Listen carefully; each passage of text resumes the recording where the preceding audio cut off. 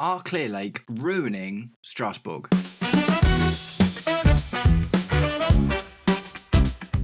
Welcome, Blue Believers, to another episode of the Stamford Sync, where we are syncing up with everything Chelsea FC. In today's video, I'm going to talk about some news that has arisen regarding a new little loan army making its way to Strasbourg. But more than that, I'm going to go deeper into the Strasbourg situation and just talk about what I think about it, what it means for Chelsea, what it means for Strasbourg, and I'm really curious to find out what you guys think about it. So we'll start with the news. The news is that up to 5 players are looking to be loaned to Strasbourg for next season. Now, to date, the maximum amount of players we've actually had loaned to Strasbourg, not including sales that we've made, is 2. So to have potentially 4 players at once at Strasbourg does seem a bit extreme. The players in question are attacking midfielder Kendry Paez, CDM/CM Matisse Amugu, Argentinian centre-back Aaron Anselmino, and potentially one of either Mike Penders or Jordi Petrovic. So at a glance, a couple of these are obvious and make sense. Andre Santos and Jordi Petrovic were both pivotal parts of Strasbourg's 7th placed finish in Liga last season. Andre Santos has returned to Chelsea, and obviously we've seen him make a brief cameo in the Club World Cup, and Jordi Petrovic was omitted from the squad for demanding game time and is probably looking to be sold. Now, for any team, losing your goalkeeper and your number 1 midfielder, that's tough, right? So the 2 players that make sense in that regard are one of either Mike Penders or Jorgensen to replace the outgoing Petrovic, and Matisse Amugu to also replace the outgoing Andre Santos. Now, as far as Argentinian centre-back Aaron Anselmino goes, that also kind of makes sense. Chelsea have obviously just purchased Mamadou Sarr from Strasbourg for 12 mil, and he's gone straight into the Club World Cup team. And he was a big part of their team last season as well, so what we've essentially done is kind of robbed them of 3 of their best players last season that really created a big part of their spine. They were a foundational part of their success, and now obviously because Clearlake owns both teams, they're looking to kind of fill those gaps. Kendry Paez is a bit of a strange one because he was given some sort of assurances when he signed for Chelsea that he was going to be included in the Club World Cup squad. For one reason or another, that hasn't happened, and all of the noise has been about him joining Strasbourg as well. So it's a bit mental, isn't it? It's like we've been buying all of these young players for a long time, and now we've got too many that we don't know what to do with, so we're just kind of offloading them all to Strasbourg. Now, as a Chelsea fan, it's easy to go, Strasbourg finished 7th last season, that's an amazing finish for them, and it's largely because of the Clearlake ownership and the Chelsea players. And that's kind of a yes and a no, really. So let's just dive into a little bit of history about Strasbourg pre-Clearlake takeover. So Strasbourg achieved back-to-back promotions from their 3rd division to their 1st division between 2015 and 2017. And they did all of that 5 years before they were bought out by Clearlake. So something was going right there. They definitely struggled a bit when they got into the top division in France though. Their first 4 finishes were 15th, 11th, 10th and then 15th again, and then they really threw something together because the year after that, which was the season before they were bought out, they did manage a 6th place finish, which ultimately is actually higher than they've managed under Clearlake so far. But when Clearlake bought Chelsea, they made it incredibly obvious that they are very interested in the multi-club model, citing the Red Bull Group as their inspiration for trying to buy lots of other clubs all over the world to create their own footballing network. So the season before they were bought, Strasbourg finished 15th. So they obviously had that thing where everything was going right and they were kind of moving up, and then they did drop back down again, and then Clearlake swooped in, bought them and changed everything. Clearlake have gone through 2 managers there as well, and though not quite as many as Chelsea, it seems that they are a bit trigger happy because it seems their thing is they want to find managers for their clubs that will be there for the long term, but they're not scared of kicking people out the door and not giving them chances if the results don't come quick enough. So since the Clearlake takeover, they finished 13th, and last season they finished 7th, which is great. And like I say, from a Chelsea fan's perspective, or even just another English club's perspective, you can look at that and be like, look, it's working, you know, it's going really well for you. But one thing I will say is I lived in France for 4 years. I owned a business there and got really embedded in the culture, and they are a fiercely proud people. I'm going to direct your attention to this small graphic that I've hooked from Reddit, which is a quote from one of the Strasbourg Ultras about what was happening with the club and how they felt about the new model. So the Strasbourg Ultras said, "We are little more than a financial asset for an investment fund that already owns another club. Multi-club ownership kills football. We have been robbed of all of our most experienced players, and it is now clear that BlueCo are imposing an under-21 recruitment strategy. We aren't stupid." So despite the endorphin rush that we all get when our clubs get bought out by big money people. The fiercely proud Strasbourg ultras are largely not a fan of the new model. Now, you might think that could soften if it brings them success, but ultimately, with it being a multi-club model, it does actually pose other problems, which I'll get to a little bit later in the video. So I'm not going to go through the entire list because it is massive, but one thing you can absolutely see is since Clearlake took over, they have sold a lot of players and they have bought a lot of players. It is similar to Chelsea. They are literally just cleaning house almost every season, and they definitely have moved their strategy from buying experienced players to try and create a team that can win something, to making it kind of a younger focused team that can generate money, which they are doing, and hopefully build success over time. So it's a tough one, right? As a Chelsea fan, I am like, I love this. Do you know what I mean? You know, just the pure football kid in me is I like the idea of having somewhere solid and focused to be able to send our players out to get them experience, knowing that they're going to get minutes. They can develop and either be sold for a lot of money, which helps our first team anyway, or come back and get straight into our first team, which, you know, the likes of Andre Santos is hopefully going to manage to do. But as a Strasbourg fan, you're not looking at that and being like, oh, I'm so happy that we're owned by this massive financial superpower that is just destroying all of our club's culture. So it's a really tough one. I feel for the Strasbourg fans, because imagine that, you know, obviously it's never going to happen, but imagine that Real Madrid came and bought Chelsea. Do you know what I mean? And what we ended up with was all of Real Madrid's academy talent who weren't quite ready to bridge to the first team, and all of our league charges were fueled by another club's essentially cast-offs, right? Because it's not just the loans either. It's kind of isolated at the moment, but we loaned Diego Moreira over to Strasbourg because he just wasn't cutting it at Chelsea, and now they've actually bought him. So what this leads me to is maybe a little bit of a conspiracy theory. I don't know if I'd go that far, but what I think is happening is Clearlake are looking to change things up in football. I've intimated it in a few reasons in a few of my other videos. I did a podcast with my mate Carl a while ago, which is, you know, you should check that out. He's a Nottingham Forest fan. We had a really interesting chat. But one of the things I said in that video is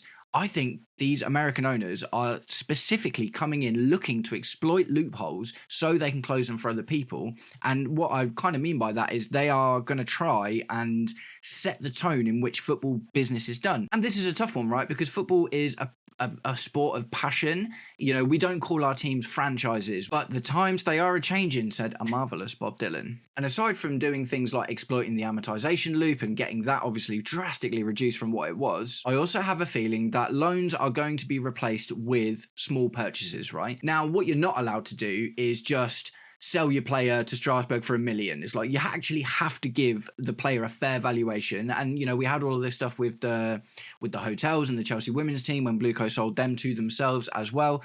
Things can't just be sold undercut because you own them. Like, that's not fair. That isn't how things are allowed to go. But you can do things like we sold Moreira to Strasbourg for 8 million euros on a 5-year deal. So they're only paying 1 point something, nearly 2 mil a season on their books in order to have him. And that's obviously very affordable. We've just bought Mamadou Sarr from there. We've put him on a 6-year contract and we only bought him for 12 mil. So that's only going to cost us 2 mil a season. And obviously, if we have him for a year or two, sell him for 30 mil because he does really well, or he gets into the first team, either way, that really benefits us. The loan system was obviously another thing Chelsea have done. You know, we love spoiling it for everyone else, don't we? The loan system has been drastically reduced from how it used to be because Chelsea used to send 40 players out on loan every season. It was called the Loan Army, and they essentially tried to do something similar and just get all of these players out in order to boost their finances that way. But that was closed down. The amount of players you're allowed to have out on loan in Europe, in the UK, and outside Europe have all been drastically reduced, and that didn't change much for any other teams other than Chelsea because we were the only ones that were exploiting it so much. So what I think is happening is, especially considering the other rumour I'll get into about Chelsea being interested in purchasing Sporting Lisbon from Portugal, I think they're kind of looking to ultimately replace that loan system long term with multi-club model where you can buy and sell players for really, really affordable prices. You know, there's going to be no hyped up Club World Cup taxes or you need them right now, so we're going to add on an extra 30 mil. Like when you own the clubs, there's nothing like that. You just sell the player for what he's worth. You can put him on whatever contract you want to amortize that money, and ostensibly that makes it very affordable for both clubs involved. But yeah, I don't feel super good about it. Like, I'm in two minds, really, because part of me loves the idea of a multi-club model. You know, I see, you know, Red Bull Salzburg have sold some players to Red Bull Leipzig, and, you know, we've seen it kind of work before. Man City also have a multi-club model with teams in America and Australia, at least. I can't remember if they've got any others, but they don't seem to be trying to exploit it the same way we do. So it's strange, isn't it? Because from a logical, cold business perspective, you can look at everything that Clearlake are doing and be like, yeah, that's a good idea. But in the slightly more intangible, passionate side of football, it does feel like they're sucking a lot of of the love out of it. And like I say, I feel for Strasbourg fans, man. They've just watched their team be ripped apart and replaced with a bunch of youngsters that they're not really connected to, because none of them have been there for very long. None of them are staying there for very long either. And even outside of the Chelsea links and, you know, everything that we're doing, swapping together, Strasbourg are still making money from other places as well. As of today, the day I'm recording this video, Sunderland have just announced they're buying Strasbourg midfielder Habib Diarra for £30 million. £30 million. That's loads of money. That's so much. It might be euros, which will make it like £25 million, but even so, that is like, that's really good money for them. And this was another one of those players that hasn't been there for very long, and they've just flipped him because it's the right thing to do for them. And they're probably thinking, oh, well, we can just send some youngsters over from Chelsea or whatever. So it is all a bit strange, isn't it? But I don't think it's going to happen really, really quickly, but I do think this is unfortunately the future of football. Now, that's not to say that there haven't been any wins for Strasbourg in this. Clearlake hired a great manager last year in Liam Rossoneri, and he's been really good for Strasbourg in the last season. And I do wonder, how does he feel about having the heart of his successful team ripped out, you know, with the loan players coming back and Mamadou Sarr being sold? Or is he just okay with it because he's a company guy? I do find it interesting because they're obviously really keen to be doing this kind of thing. I remember before it was Strasbourg, we were talking to Lyon, and that's a pretty big club in the grand scheme of things, right? You can be an average football fan and you know who Lyon are, although it turns out it might not have been the worst thing in the world because they have just been relegated for financial penalties. I guess the other thing that bears talking about in the Strasbourg situation is the fact that it has gotten even harder to stay in Liga now, because obviously 2 years ago, they dropped the amount of teams in their league from 20 to 18. So you know how like the Bundesliga's only got 18 teams in, the Premier League's got 20. So Liga had 20 teams, but as of a year or two ago, they're now down to 18 as well. So all of a sudden, that 15th place finished is one spot above relegation. Whereas before, it was like, oh, okay, that's a little bit safer. So had the Clearlake takeover not gone through, maybe Strasbourg would have found themselves in a sticky spot, because obviously they dropped straight back down to that 6th place position. I imagine, although I haven't actually looked into that aside everything else, that might be because after that successful season, they probably got ripped apart, didn't they? I'm going to interrupt the video just for a minute here, guys, because I need you to do me a favour. If you've made it this far in the video and you are enjoying the content, please do me the distinct honour of liking, sharing and subscribing to my channel, or just roast me in the comments, whatever gets you through your day. Every single click that you guys do means the world to me, and it feeds the algorithm, right? Help me feed the algorithm so he gets good and full of the Stamford Sink, and he starts putting me out to more people that want to talk about these kind of things. So nice one, guys. I'll get back to the video now.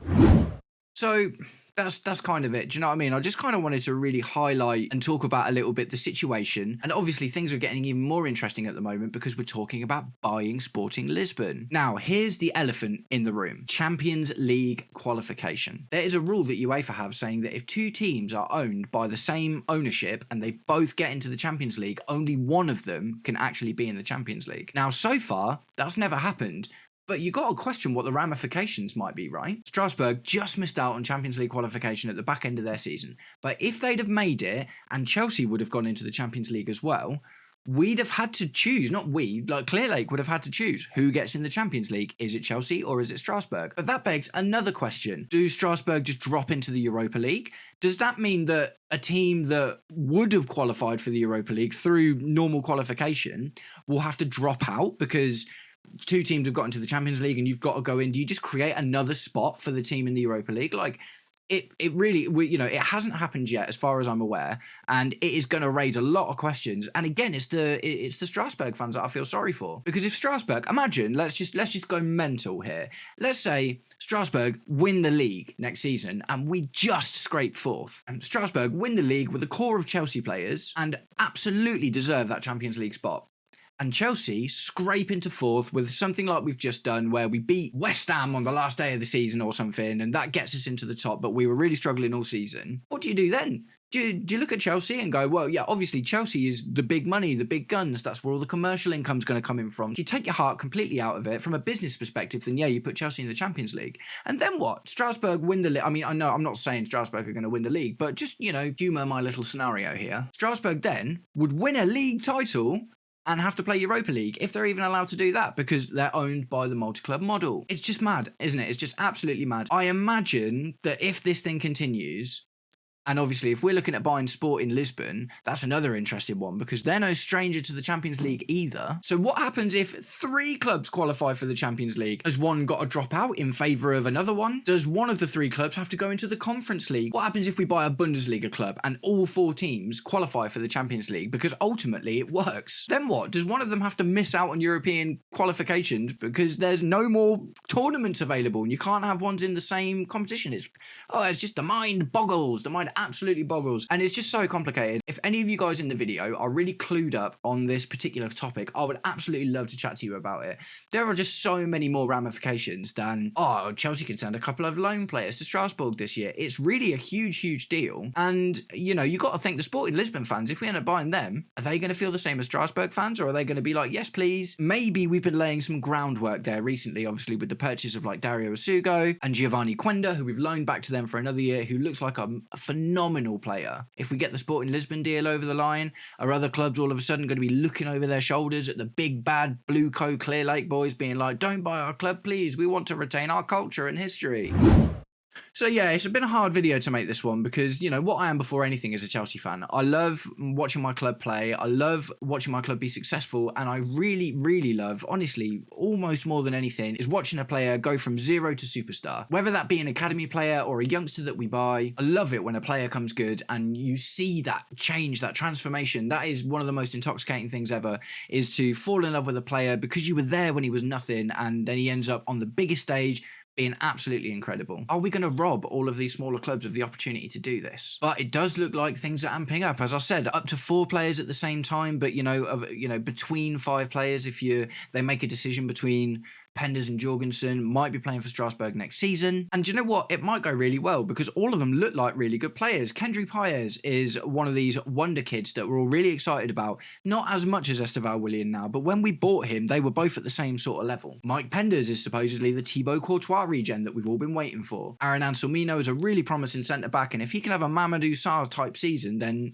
his stock is going to go up massively. And Mati Samugu, we haven't really seen a lot about him yet, but if he's good enough to replace Andre Santos and give that same kind of performance, then that's going to be another headache we're looking at next year when it's like, how do we fit all of these guys into the Chelsea team? Or do they all just go out, do well, and vis-a-vis Jordi Petrovic, they just get sold for a quick buck to make a bit of money and keep the machine turning? And so I'm going to wrap it up there. This is a video I've been thinking about making for a while, and what I really want is to talk to you guys about it.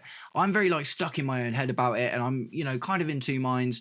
The pure Chelsea fan in me absolutely loves it, but the football fan in me and the guy that lived in France for 4 years and knows how passionate these people are about their teams and their culture and cheese. Et moi, je suis chaud pour discuter avec toi plus de le foot. So nice one, guys. I want to open some dialogue with Chelsea fans, and if you're here and you're not a Chelsea fan, tell me what you think about it as well. A neutral perspective is so important in this. And that's me for the day. Thanks so much for sticking around for the video. I hope you liked it. I hope you have a wicked day. Bien joué. Au revoir. Peace.